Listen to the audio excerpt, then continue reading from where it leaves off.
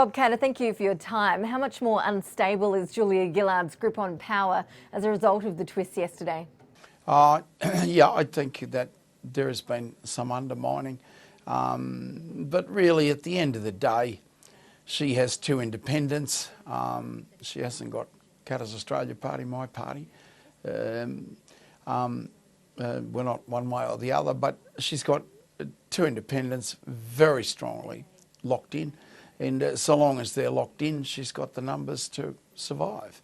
And I can't see Adam Bant voting for the Conservatives. Is it hypocritical for the coalition to say they'll accept Mr Slipper's vote in Parliament but not Mr Thompson's? It's not their decision. I mean, it's quite an extraordinary comment. I mean, until such time as the courts and or other tribunals find these people guilty, there is in our system, you're innocent until proved guilty. I'm very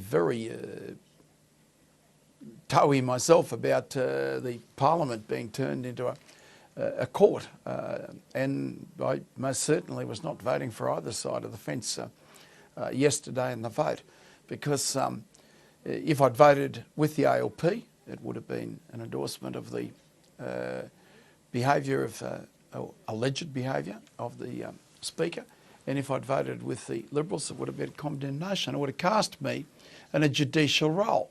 But Mr Catter, isn't that a cop-out? Isn't it your duty as a Member of Parliament to be present and weigh into those sorts of votes? If it was right for Mr Slipper to resign, why did you think it was wrong for the Parliament to dump him from the role? Absolutely not. That's the whole point of what I'm trying to say to you.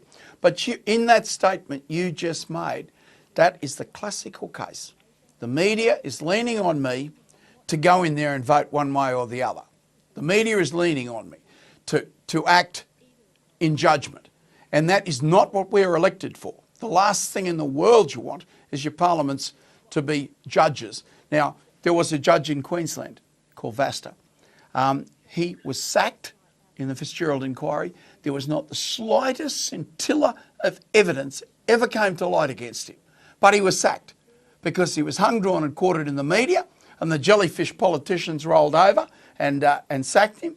And of course, his only crime was that his name ended in AEIOU. That was his only crime.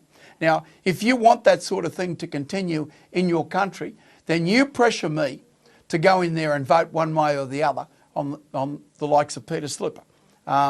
You pressure me, as you just did. But if I resist that pressure, that is a good thing for Australia, a very good thing for Australia, because if we cast our Parliament in the role of judge, jury and executioner, may God help my country. For 700 years we have resisted that, and there is very good reason why courageous men have resisted that temptation. Bob Catter, thanks for your time. Thank you very much. God bless all the listeners.